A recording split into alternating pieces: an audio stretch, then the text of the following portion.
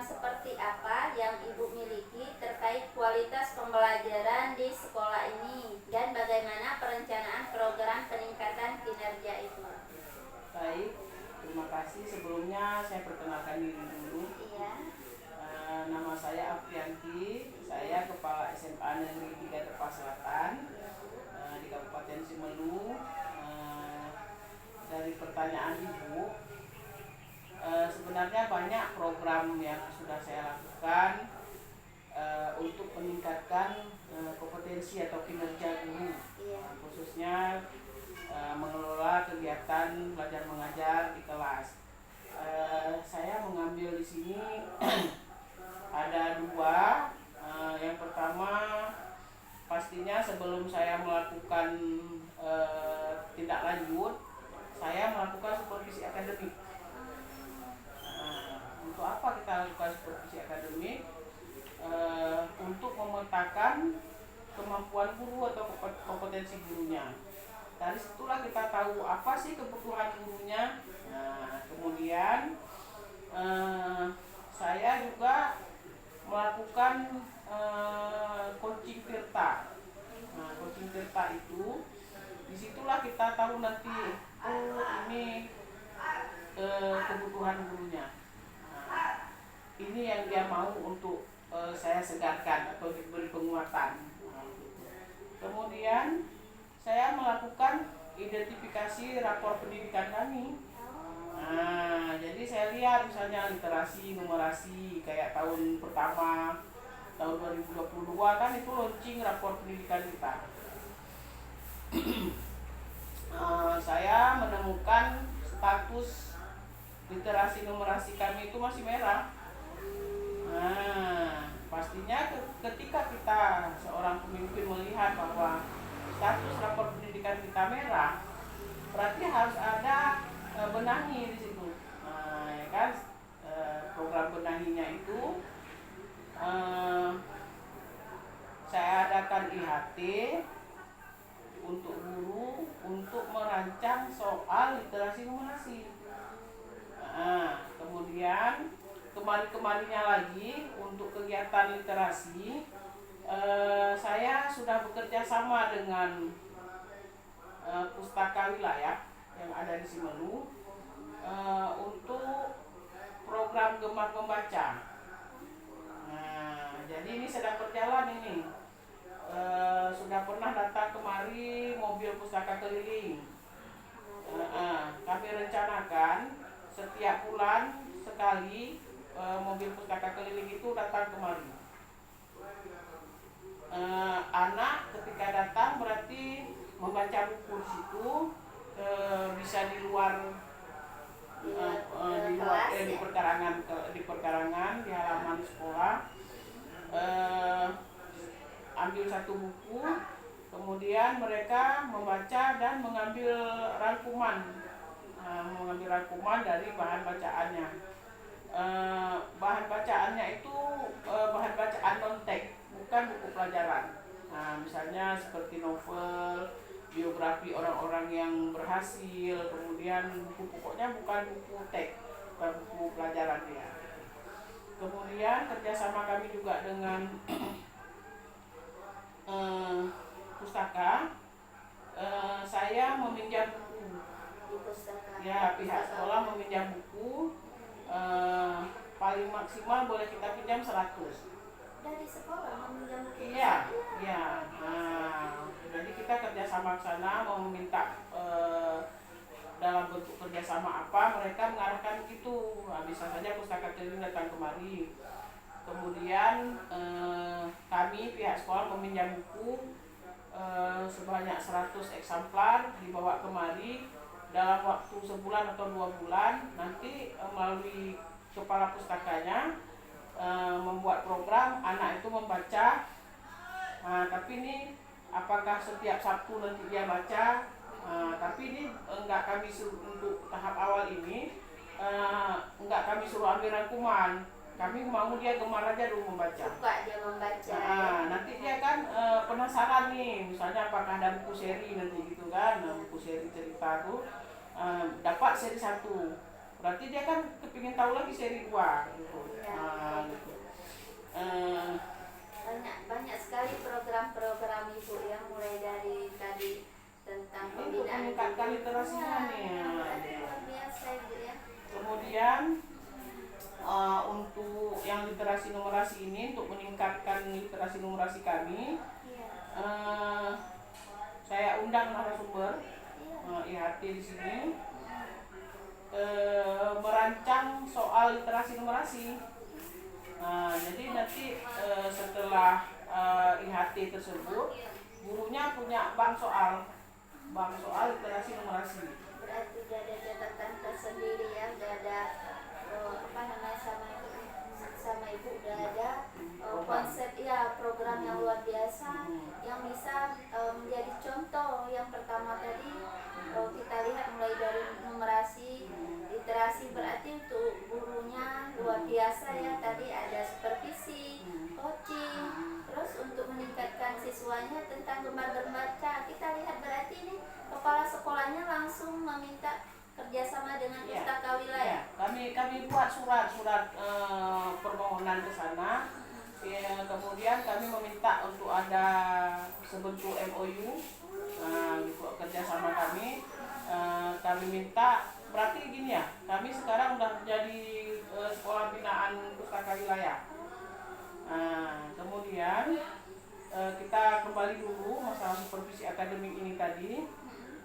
Memang program utama itu pasti supervisi akademik. Pasti supervisi akademik. Kalau saya tidak mensupervisi guru saya nggak tahu tingkat kompetensinya sampai mana gitu. Kemudian apa yang harus saya benahi dari apa yang harus saya upgrade, apa yang harus dijadwalkan setiap semester sekali supervisi sama guru. Supervisinya itu supervisi berkelanjutan ya, ada tindak lanjut, yang sering dilakukan kan supervisi untuk untuk sekedar mengetahui menyelesaikan administrasi kepala sekolah. Kalau ini enggak berkelanjutan ya. Begitu saya tahu, katakanlah nih guru saya maksudnya lebih banyak guru saya belum mampu menyusun tujuan pembelajaran. Gitu kan, ketika saya supervisi, saya lihat ini tujuan pembelajaran CP-nya apa, tujuan pembelajaran apa, gitu. Nanti materinya apa, soal apa, dia gini. Dari CP, kalau tujuan pembelajarannya kurang tepat dia runtut salahnya, materinya nggak nyambung, soalnya nggak nyambung, kemudian LKPD-nya juga nggak nyambung. Semua gara-gara tujuan pembelajaran ini berbeda ya. Jadi semua salah, jadi kurang tepat, jadi di bawahnya terus gitu kegiatannya. Jadi katakanlah perangkat pembelajarannya dulu ya ibu dibuat. Berarti sebelum supervisi guru-guru udah menyiapkan semua perangkat pembelajarannya. Iya kan, dia kan supervisi kan ada tahapan ya, ada pra. Pada saat pra itu berarti saya meminta dulu merefleksi bersama atau membedah lah ya RPP guru saya lihat dulu ini, kemudian saya bimbing apa yang belum bisa di situ. Kemudian waktu sudah terbimbing di pra itu lanjut nanti hasil dari bimbingan di pra ini lanjut ke observasi kelas. Setelah observasi kelas saya bawa lagi kemari, kan ada umpan balik, ada refleksi. Di refleksi itulah saya melakukan coaching tirta. Saya nggak pernah coaching tirta itu begini. Coaching tirta itu gurunya sendiri menemukan masalahnya, mencari solusinya ya. Dia yang tahu masalahnya, dia yang cari solusinya.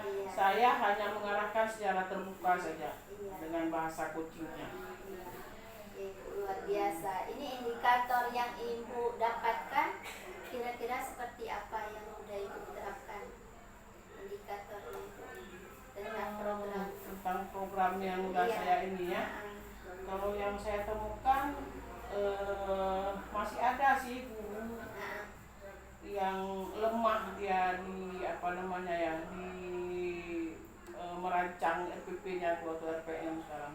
Masih ada ya. Habis itu kan terkendala, mungkin semua sekolah ya, Iya. karena kan kurikulum kan sebentar berubah. Iya. Nah, kemudian nanti ada tambahan baru, bukan kurikulumnya yang berubah.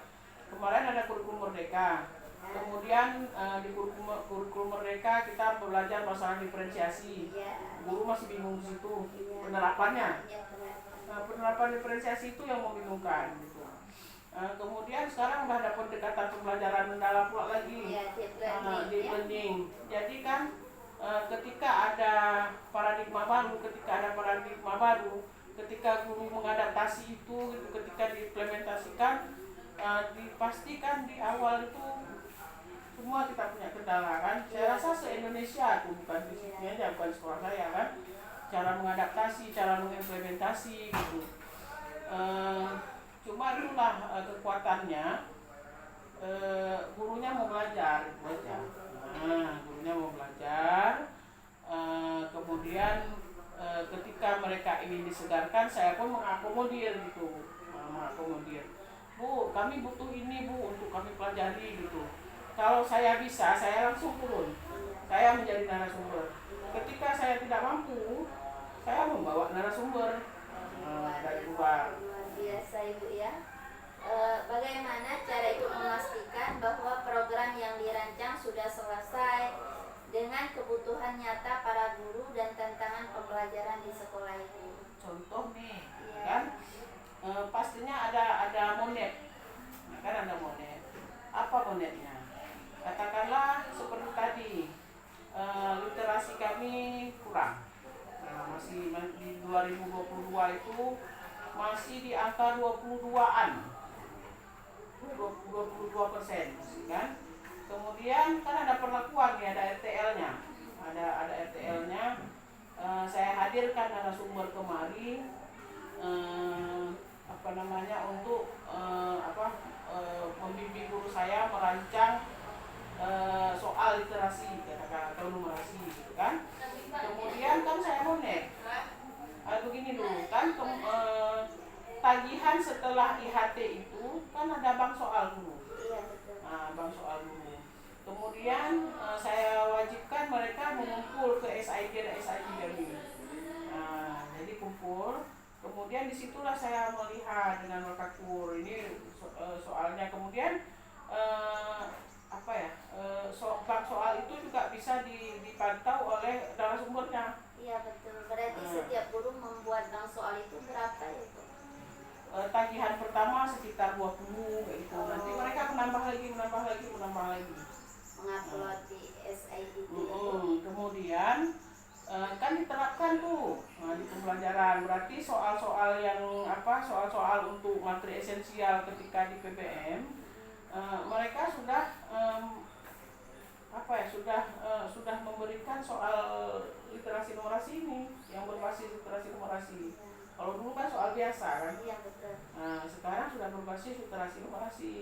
Itu dipantau oleh Akur. Berarti langkah-langkah Ibu sudah luar biasa ya.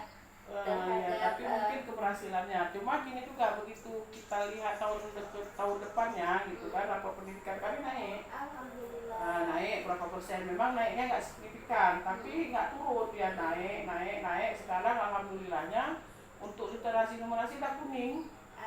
Dari merah, kuning. Sesuai dengan harapan ya Bu.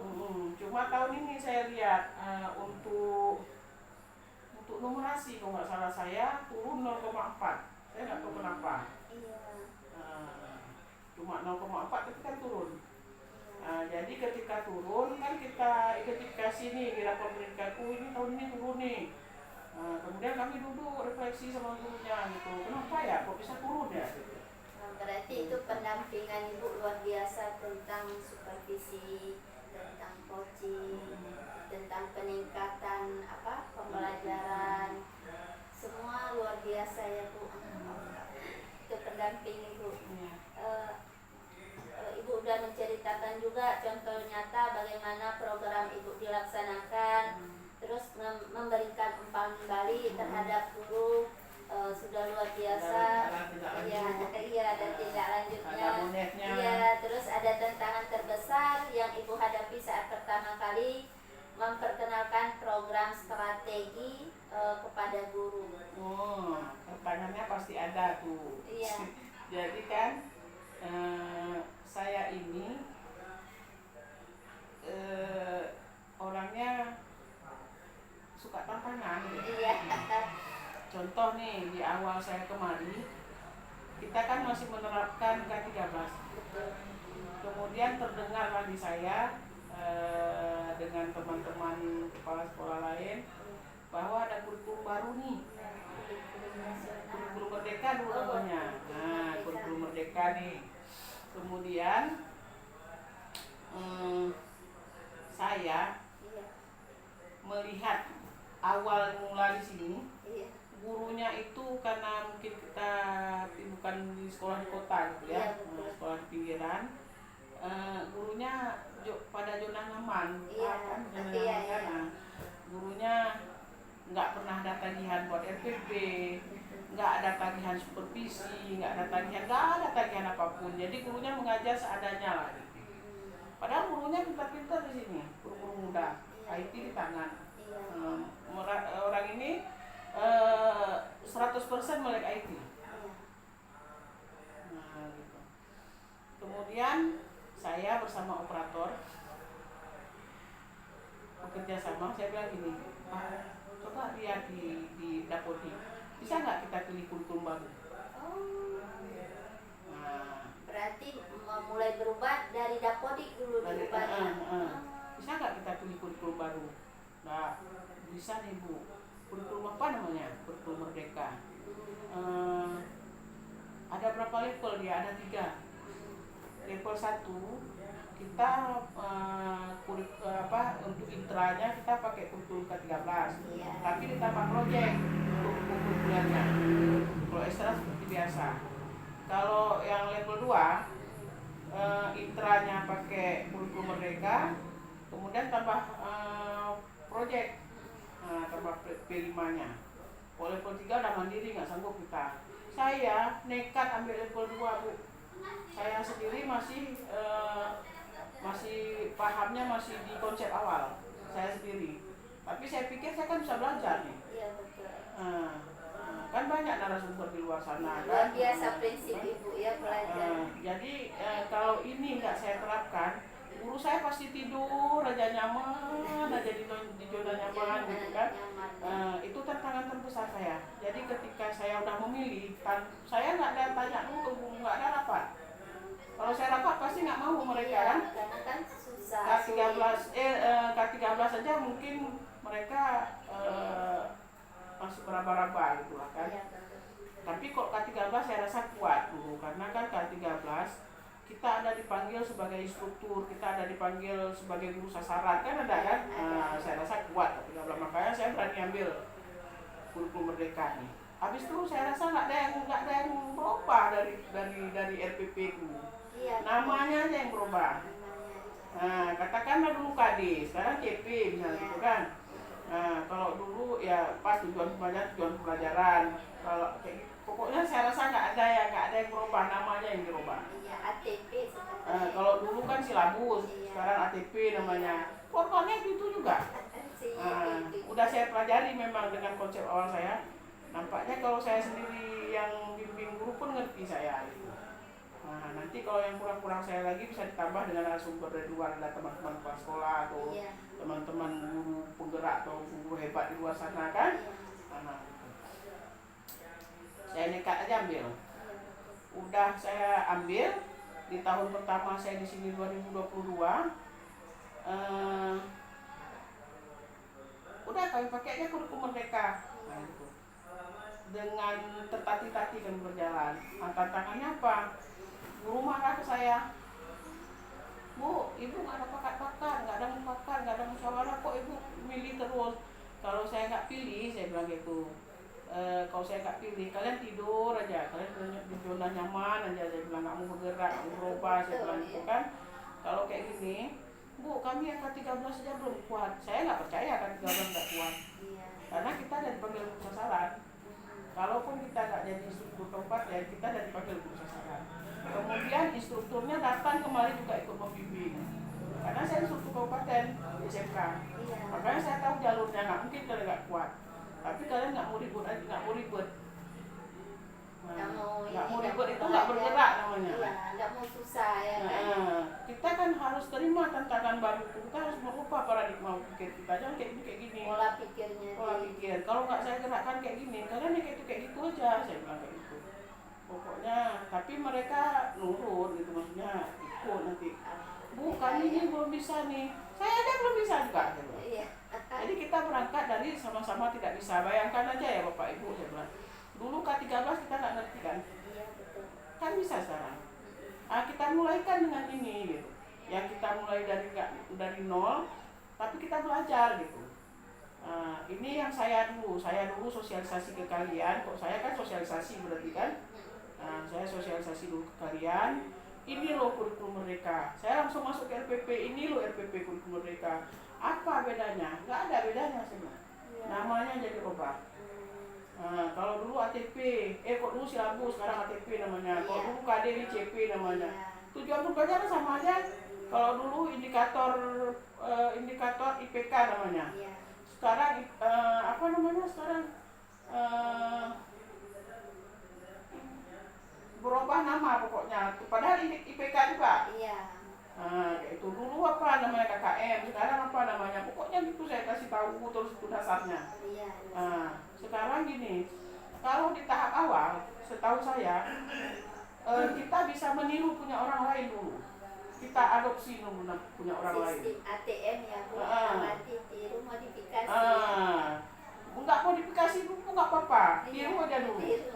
Di awal ini kita tiru aja dulu RPP orang. Dulu kan K13 kan kita tiru dulu. Oh, nanti di langkah selanjutnya di tahap keduanya kita modifikasi ketika kita ngerti. Kendala saya waktu itu Bu, menjalankan kurikuler yang kita belum pernah. Iya.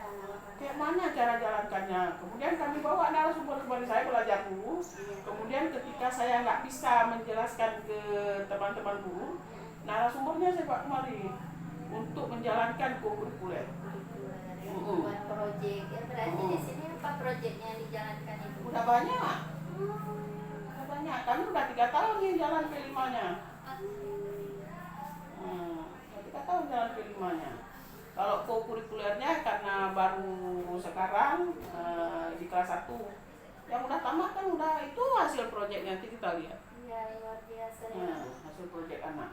Ya Allah. Saya supaya jangan hilang hasil produk anak, saya beli lemari galerinya untuk dipajang hasil anak. Iya. Seperti itu ya, Bu. Disimpan di situ dengan rapi. Ya. Cuma itulah beruntungnya, kami kan 2022 kan udah jalankan kurikulum merdeka nih. Iya. Saya memang ketika saya belum kemari, saya masih di SMA 2 Tepas Selatan, saya udah ikut sebagai kepala sekolah penggerak. Alhamdulillah menurut saya sebenarnya saya di 2022 tuh udah jalankan sekolah penggerak. Ya berarti Angkatan 2 maunya. Kepala sekolah penggerak berarti Iya. ya. Oh ya, luar biasa itu. Tapi karena di rotasi kan nggak boleh nih, karena di mutasi. Sebenarnya saya maunya, saya lulusnya di SMA 2 Tepas Selatan. Tapi karena 2022 saya KPK ke SMA 3, cancel 2022. Sebenarnya saya angkatan kedua nih. Berarti itu angkatan berapa? Jadinya di 2023 angkatan ketiga. Ini sekolah penggerak nih. Luar biasa sekolah itu ya. Berarti ini sekolah penggerak ya. Sekolah penggerak nih kan cuma 3 kita di seluruh sekolah penggerak. SMA 1 Sinabang, SMA 3 Sinabang, SMA 3 Tepas Selatan. Walaupun kita di pinggiran kota, tapi kita sekolah penggerak. Iya, luar biasa itu ya. Saya lulus akselerasi di CPKBA, saya lulus. Ya Allah, luar biasa ya Allah.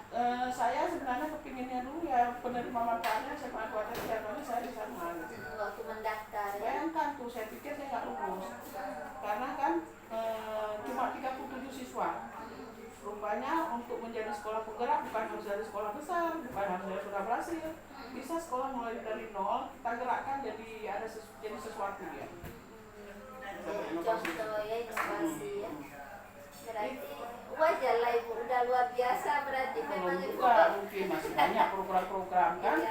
Iya, banyak iya. kali program yang belum tercapai gitu dalam waktu berapa tahun saya di sini. Cuma yang sebisa saya sudah saya lakukan. Iya, luar biasa. Kemudian Ibu rapor pendidikan tahun ini kan, tahun ini untuk dimensi karakter, untuk indikator karakternya kami turun 0,4 kalau nggak salah saya karakter. Itu karakter. Izin bukan iklim keamanan, ya karakter. Nah, karakter turun 0,4. Itu bisa turun kenapa ya Bu? Bisa jadi cara si guru pendekatan dengan anak. Iya betul. Saat anak menjawab soal mungkin ini akan ada di tubing, mungkin pas dijawabnya ya kan? Nggak tahu kita istilahnya mungkin gini ya, etika profesi guru ketika ketemu sama anak mungkin ada yang kurang tepat, nah gitu kan. Nah untuk itu saya ini sedang bekerja sama, saya jemput bola ke pemberdayaan perempuan. Nah, ke pemberdayaan perempuan saya minta agenda dari pemberdayaan perempuan. Di situ kan ada pemberdayaan perempuan dan perlindungan anak.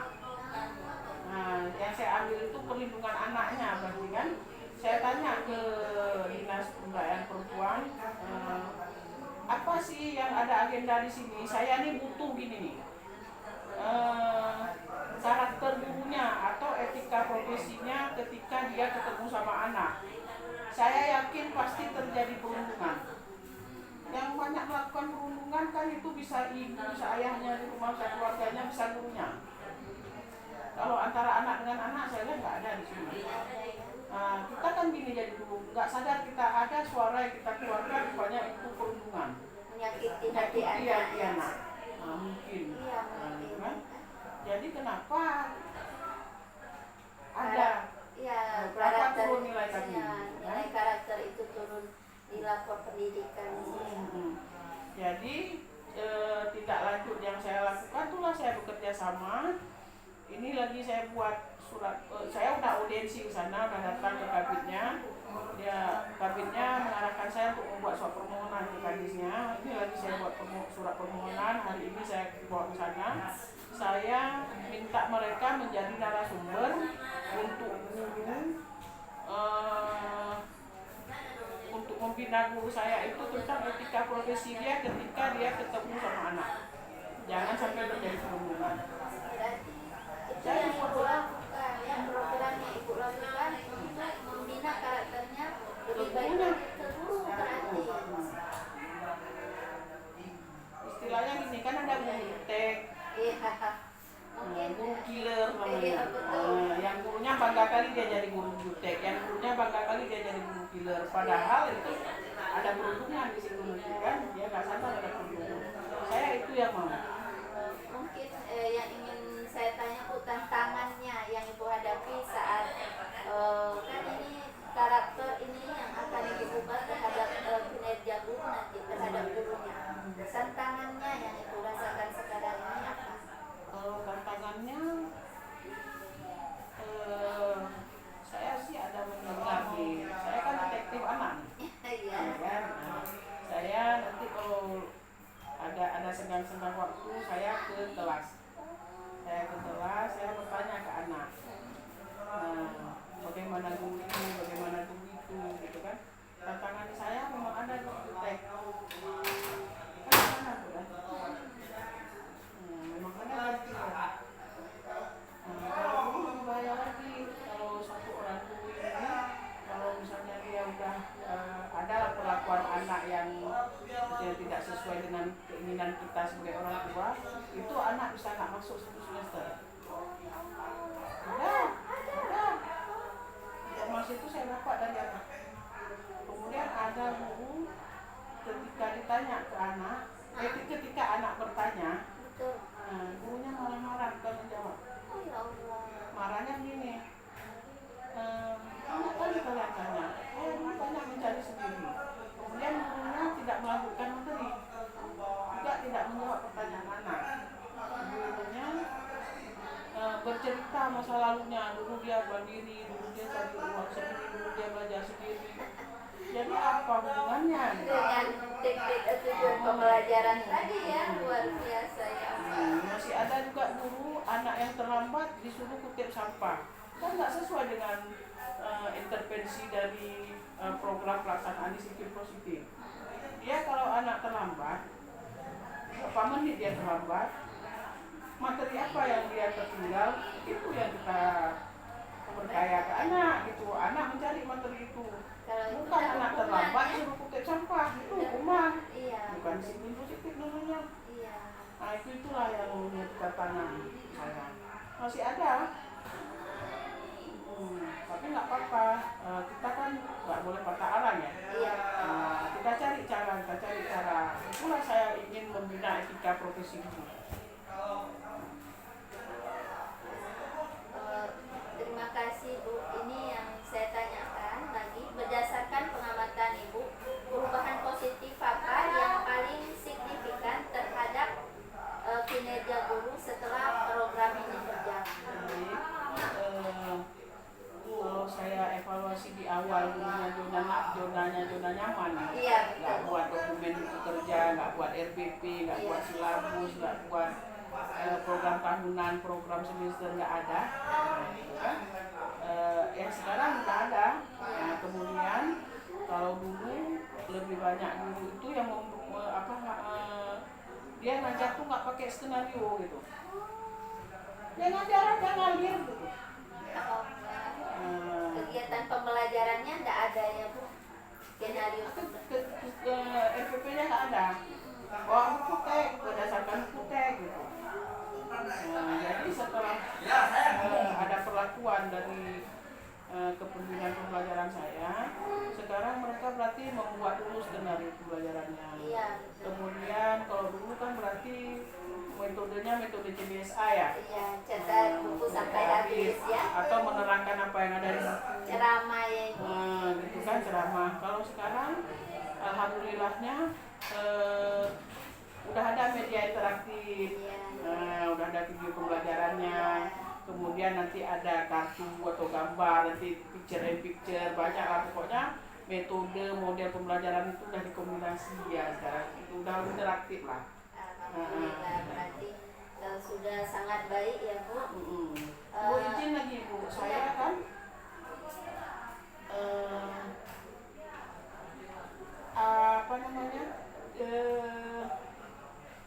membuat program kombel.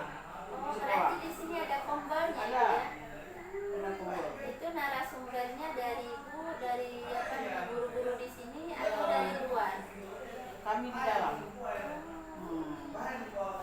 Ada satu kelompok yang udah coba masuk ke kombel PMM, tapi apa yang ditolak kemarin, tadi aksi nyatanya apa?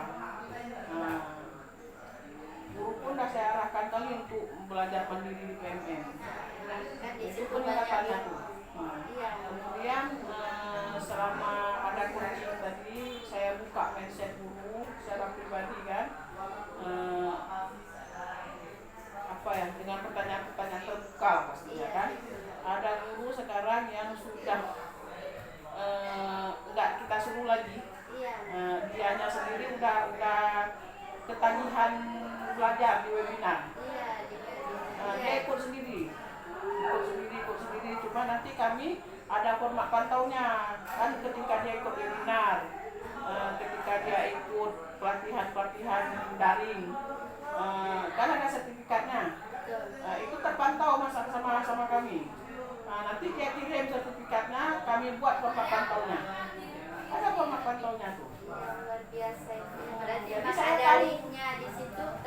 Saya guru-guru dapat sertifikat dikasih ke situ, ya kan? Berarti itu pengembangan gurunya. Ada format pantaunya pun, ada format pantaunya. Saya tahu kayak Bu Epi untuk sertifikat PFM-nya udah lebih dari 20. Ya Allah. Saya tahu. Guru-guru lain ada yang udah 7, ada yang 5, bahkan ada yang belum masuk. Begitu banyak tantangannya, PNM ya. tantangan saya ini pula beberapa guru ini belum punya laptop.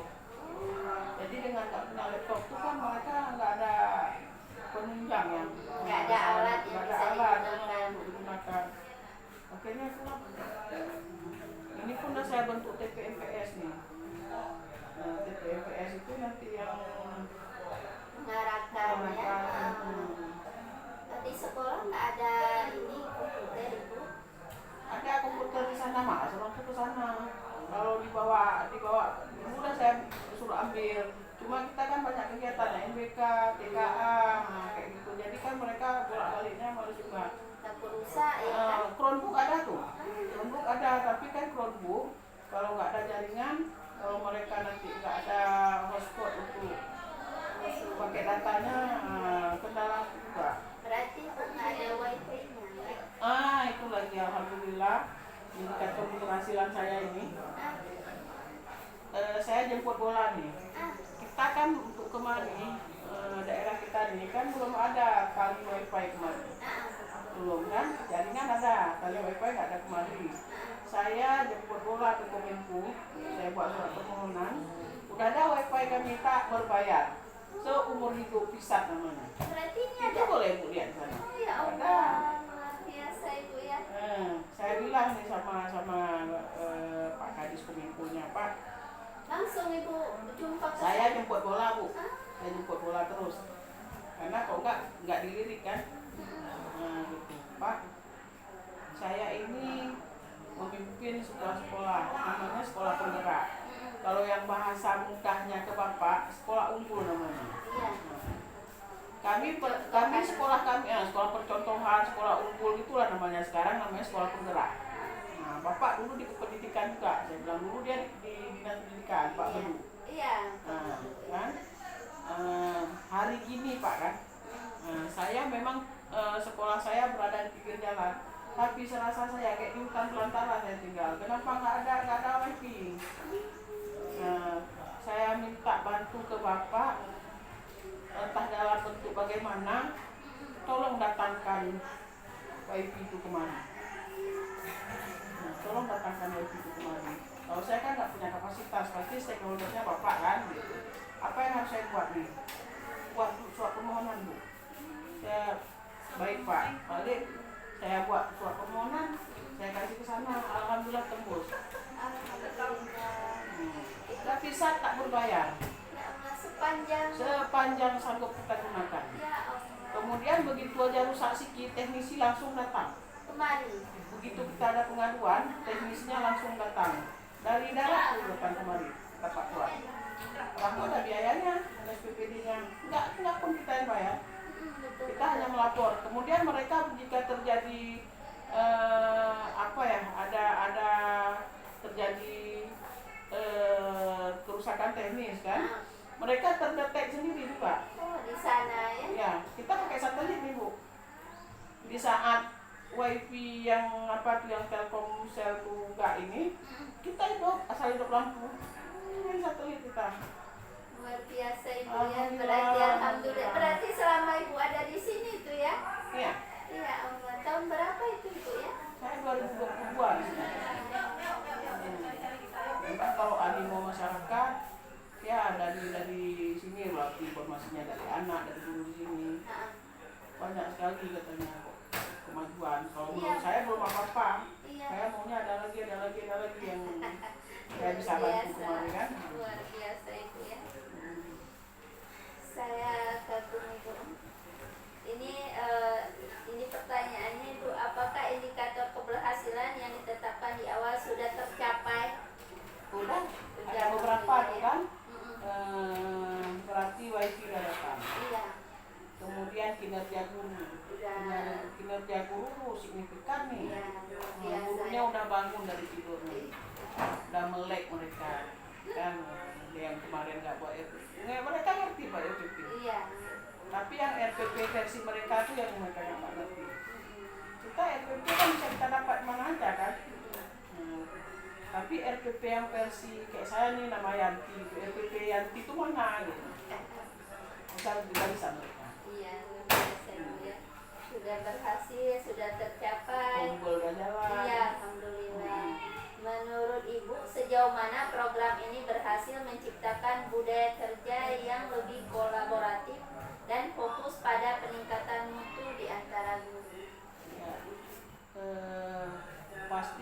unggulannya itu kumpul ya.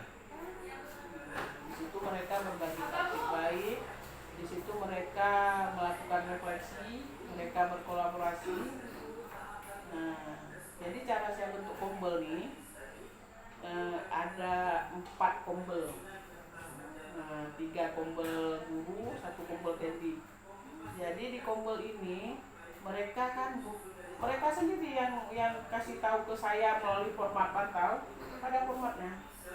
Nah, katakan kumpul 1 mereka belum paham mengenai merancang TP dari CP misalnya. Mereka tulis, kami butuh pemahaman tentang merancang TP dari CP, membuat IKTP. Nah, itu. Berarti saya nggak tahu guru saya itu ini. Nah, di antara ini kan kelompok 1 katakanlah. Di antara kelompok 1 tuh saya tanya nanti ada nggak tutor sebaya udah paham. Berarti tutor sebaya mengajarkan di situ. Kalau enggak berarti kalau saya ngerti. Kalau enggak berarti bisa aja dari kelompok lain yang udah ngerti. Belum pernah membuat aduan. Nah, kelompok yang 1 lagi udah paham orang tuh, yang ini udah paham orangnya. Orang ini yang kepingin lagi orang tuh buat inovasi. Mereka belajar gini, media pembelajaran. Misalnya aplikasi Noratun, aplikasi apa lagi itu di kelompok itu. Ya nanti mereka belajar membuat belajar tentang aplikasi Noratun itu. Kemudian sama sesama mereka, nanti mereka mengobservasi, merefleksi sesama mereka, melapor ke saya. Bu, ini saya udah observasi WiFi, aplikasi Noratunnya udah jalan, gini gitu perkembangannya. Ya, luar biasa berarti ya Bu ya. Ini terakhir Ibu ya, jika ada kesempatan apa yang akan Ibu perbaiki atau ubah dari strategi yang ada saat ini agar hasilnya bisa lebih efektif di masa depan? Jika ada kesempatan ya? Iya. Kalau masih ditempatkan di sini ya? Iya. Dari analisis buat saya di sini ini berapa tahun saya di sini cuma baru 1 lomba siswa kami yang mendapat juara lomba. Itu kan masih kekurangan namanya kan, kelemahan kami. Iya. Kalau masih ada kesempatan saya di sini, bagaimana caranya saya mengatur strategi atau membuat program, gitu kan, bersama teman-teman guru hebat di sini. Bagaimana caranya tahun depan meningkat berarti jumlah guru yang siswa yang menang lomba. Satu lagi kelemahannya GTK kami, tapi saya sudah gitu. Saya sebagai kepala sekolah berprestasi sudah ikut. Iya. Tahun lalu saya alhamdulillah jebol ke provinsi ini, ikut sana walaupun di sana mau menang ya. Makanya saya kemarin sudah bisa jadi juri lomba kan. Iya. Kalau saya sendiri bergerak, cuma gurunya belum ada 1 dan 8 kali ada pernah ikut ketika berprestasi tapi sampai di Kabupaten aja. Iya. Tetapi tahun-tahun ke depannya sampai tahun saya belum pernah ada lagi yang ikut lomba. Kalau menang tuh bonus menurut saya, tapi yang kepingin saya ada yang berani uji nyali di luar, jangan di dalam aja gitu kan. Iya. Udah pintar-pintar kali. Iya. Jadi yang ingin saya, tapi udah saya bicarakan tuh. Udah saya bicarakan. Berarti Ibu persiapkan dari sekarang ya. Ini. Iya, luar Saya biasa rencanakan. Itu pun kemarin kan ketemu dengan Dewan Juri hebat itu di sana kan, teman-teman juri. Ada 1 yang mau saya bawa kembali menjadi motivator, menjadi narasumber di sini. Yang dapat juara 1 itu ya. Bukan, jurinya yang mau saya ambil. Pak ini ya, Pak Sufi, Pak Bu Mimi. Oh, Bu Mimi. Bu Mimi mau saya ambil kembali. Beliau tuh banyak prestasinya, beliau udah bolak-balik ke Jakarta nasional ya. Jadi mungkin apa ya, yang pasti beliau sebagai motivator Bu. Iya. Sebagai motivator. Kemudian kalau memang dibutuhkan sama guru saya, berarti beliau nanti sebagai narasumber nih dimulai sekarang. Gitu kan. dengan pengalaman juga yang ada di saya. Ketika saya ikut, nanti saya bersama membimbing dengan ibu ini. Mudah-mudahan tahun depan ada yang ikut aja dulu. Kemarin juga saya ikut Bu, tapi belum berhasil. Bu, ibu ikut aja, ibu udah luar biasa loh. Ikut aja lomba bergengsi itu kan nggak mudah ya mental kita kan. Iya. Saya salut yang sama yang udah ikut tuh aja udah boleh. Masalah kalah menang kan di sana ada yang the best ada kan gitu kan, di atas langit ada langit. Iya. Kalau menang tuh bonus. Iya. Bonus untuk pribadi kita sendiri kan atas effort kita gitu. Kayak saya motivasi pada kayak saya nih, saya kan nggak sepintar kalian kan, saya orang zaman ya. Maunya saya aja yang nggak pintar saya ikut, saya nggak kasih contoh saya ikut. Tapi keberanian untuk maju ke depan, untuk bicara itu ya kan. Itu yang sangat saya hargai jika ada yang mau ikut. Saya nggak harapkan kalian menang, tapi kok menang tuh bonus atas effort kalian sendiri, bonus untuk sekolah. Itu aja. Yang penting kalau kalian udah mau ikut, bagi saya udah juara. Nggak enak kali kan kita presentasi depan orang, ada juri lagi, ada standar penilaian lagi ya kan? Iya. Nggak enak. Saya luar biasa kok udah ikut. Saya gitu. Saya bilang, saya ikut aja dulu. Masalah kalah menang tuh urusan ke-1000 kali. Urusan ke-1000 kali. Ya, terima kasih Bu untuk waktunya hari ini telah memberikan kesempatan kepada saya tentang tugas mata kuliah saya. Semoga dengan apa yang saya dapat ilmu hari ini dapat saya aplikasikan ke depannya, terus terutama apa yang Ibu terapkan itu menjadi amal Ibu ya. Luar biasa Ibu. Terima kasih banyak Ibu ya, sudah memberikan ilmu yang banyak ya Allah. Ini kan calon-calon pemimpin, nanti yang melanjutkan estafet kami lah. Kami masih tahap belajar Ibu, masih jauh mungkin. Harus, karir kita harus naik. Iya. Kita jenjang karir kita jangan zona nyaman terus, kita harus naik. Iya. Kalau saya kayak gitu. Luar biasa. Saya salut Ibu. Semangat Ibu yang luar biasa.